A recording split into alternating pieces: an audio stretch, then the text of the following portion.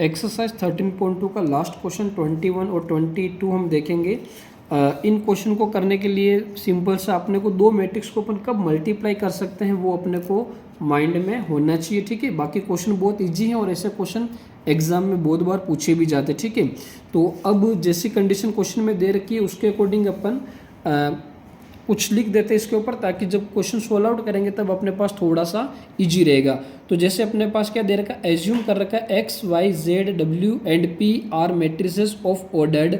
अब जैसे एक्स है तो उसका ऑर्डर क्या दे रखा है 2 इंटू एन, वाई का ऑर्डर दे रखा है 3 इंटू के, जेड का दे रखा है 2 इंटू पी, डब्ल्यू का ऑर्डर दे रखा है एन इंटू 3 एंड पी का ऑर्डर दे रखा है पी इंटू के, ठीक है। तो अपने को ये चीज़ क्लियर है कि भाई जब भी अपन दो मैट्रिसेस को मल्टीप्लाई करवाते हैं तो उनके जो पास पास वाले नंबर है वो क्या होने चाहिए, सेम होने चाहिए। जैसे अपने पास एक मैट्रिक्स ए है और दूसरी मैट्रिक्स बी है, तो इन मैट्रिसेस को अपन मल्टीप्लाई करवा सकते हैं और मल्टीप्लाई करवाने पर जो इनका एक नया ऑर्डर बनेगा, जो इनमें दूर दूर नंबर है वो उनका एक नया ऑर्डर होता है, ठीक है। तो ये चीज़ अपने को अच्छे से पता है।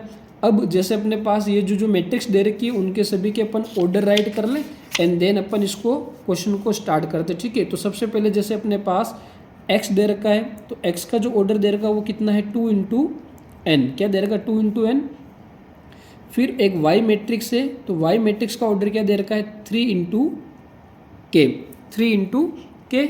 फिर अपने पास एक z मैट्रिक्स है तो उसका ऑर्डर क्या दे रखा है अपने को, जेड वाले का दे रखा 2 इंटू पी, क्या दे रखा 2 इंटू पी।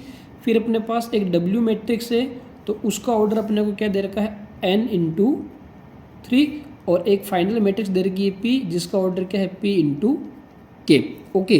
तो ये अपने को सभी का हमने ऑर्डर लिख दिए।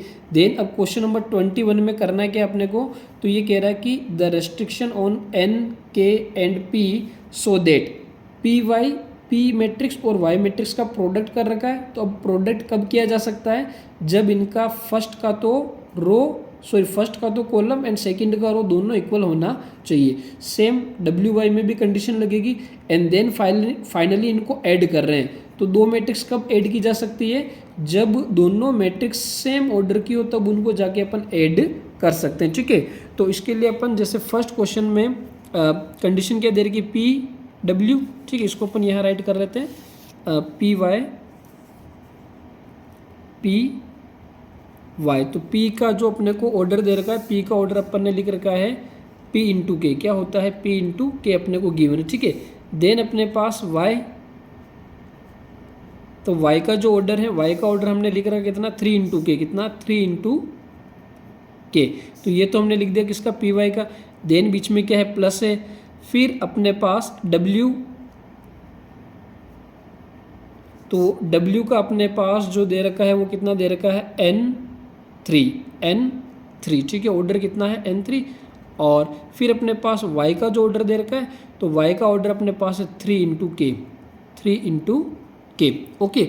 अब यहाँ से ये चीज़ क्लियर है कि भाई ये दोनों मैट्रिक्स क्या हो रही, प्रोडक्ट हो रही। तो प्रोडक्ट होने में जो इनके पास पास नंबर है वो क्या होना चाहिए, सेम होना चाहिए।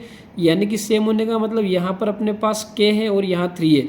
तो अपन यहाँ से ये आइडिया लगा सकते हैं कि जब ये दोनों मैट्रिक्स मल्टीप्लाई हो रही है तभी मल्टीप्लाई पॉसिबल है जब इनके पास पास वाले नंबर क्या हो, सेम हो, इक्वल हो। तो यहाँ से अपन ये आइडिया लगा सकते हैं कि अपने पास जो k की वैल्यू आएगी वो क्या हो सकती है, k की वैल्यू अपने पास 3 हो सकती है, k की वैल्यू क्या हो जाएगी 3 हो जाएगी, ठीक है। देन अगर अपन इन दोनों मैट्रिसेस को मल्टीप्लाई करवा देंगे जैसे p एंड y, अब मल्टीप्लाई करवाएंगे तो जो मल्टीप्लाई करवाने फाइनल जो रिजल्ट आएगा उसका ऑर्डर क्या होता है, जो ऑर्डर्ड ऑफ मैट्रिक्स में दूर दूर जो ऑर्डर्ड होते हैं ना वो उसका फाइनल रिजल्ट का ऑर्डर्ड ऑफ मैट्रिक्स होता है, ठीक है। यानी कि p और y को जब अपन मल्टीप्लाई करवाएंगे तो एक नई मैट्रिक्स बनेगी। तो इस नए मैट्रिक्स का ऑर्डर ऑफ मैट्रिक्स क्या होगा, जो अपने पास ऑर्डर ऑफ मैट्रिक्स में दूर दूर जो है ना वो उसका ऑर्डर बनेगा, यानी कि p इंटू के इसका क्या बन जाएगा, ऑर्डर बन जाएगा। देन प्लस अब अगर इन दोनों को अपन मल्टीप्लाई करवाएंगे w और y को, तो w और y का जो ऑर्डर बनेगा इसमें भी जो दूर दूर नंबर दे रखा वो बनेगा। तो इसका ऑर्डर क्या हो जाएगा n इंटू के। अब फाइनली पी वाई और डब्ल्यू वाई को अपने को क्या करना है, ऐड करना है। तो ऐड कब कर सकते हैं, जब इनका ऑर्डर्ड ऑफ मैट्रिक्स क्या हो, सेम हो, क्या हो, सेम। तो यहाँ तो देखो अपने को क्या दे रखा है और यहाँ पर भी क्या दे रखा, मतलब ये दोनों तो सेम है, तो फाइनली क्या सेम होना चाहिए, P इक्वस टू एन भी क्या होना चाहिए, सेम होना चाहिए। तो एक कंडीशन तो यहाँ से क्या मिल रही है अपने को, P इक्वस टू एन मिल रहा है, और ऊपर वाली कंडीशन से अपने को क्या मिल रहा है, K इक्वस टू 3 मिल रहा है। ठीक है, ऊपर वाली कंडीशन से तो अपने को क्या मिल रहा है यहाँ से तो कि K की इक्वस टू 3 होनी चाहिए, और सेकंड वाली कंडीशन से क्या मिल रहा है कि P इक्वस टू एन होना चाहिए। तो अब ये वाला कौन से ऑप्शन में सही दिख रहा है अपने को, ठीक है, जैसे K इक्वस टू 3 यहाँ दे रखा है, ठीक है, बट अपने पास सेकंड कंडीशन क्या कि P इक्वस टू एन भी होना चाहिए, जब P n के इक्वल होगा तभी जाके अभी इन दोनों मैट्रिक्स को क्या कर सकते हैं, ऐड कर सकते हैं। तो अपने पास फिर ऑप्शन नंबर क्या हो जाएगा, ए। ऑप्शन नंबर ए में हो रहा है K इक्वस टू 3 और P equals to n। Clear है, तो ये अपने पास 21 हो जाता है। देन अगर अपन बात करें क्वेश्चन नंबर 22 की, तो क्वेश्चन नंबर 22 के अंदर क्या कह रहा है, ये कह रहा है कि if n equals to P है, n इक्वस टू क्या दे दिया अपने को p, और अपने पास order of matrix 7x minus 5z is, तो अपने पास ये जो मैट्रिक्स है इसका ऑर्डर ऑफ मैट्रिक्स क्या होगा। तो पहली कंडीशन ये है कि अपने को ये चीज़ पता होनी चाहिए कि भाई जब भी दो मैट्रिक्स को अपन ऐड करें या सबट्रैक्ट करें तभी पॉसिबल है जब इन दोनों का क्या हो, ऑर्डर ऑफ मैट्रिक्स क्या हो, सेम हो। जितना ऑर्डर ऑफ मैट्रिक्स 7x का होगा उतना का उतना 5z का भी होना चाहिए। ठीक है, तो अब इसके लिए अपन बात करें कि x जो है उसका ऑर्डर अपने पास क्या दे रहा है। ठीक है, तो अगर अपन x के ऑर्डर की बात करें तो इसको अपन राइट कर सकते हैं, जैसे अपने पास क्या हो जाएगा 7x। अब अपने पास जो x है उसका ऑर्डर क्या दे रखा है अपने को 2 इंटू n, क्या दे रखा है 2 इंटू n, देन बीच में माइनस है 5z।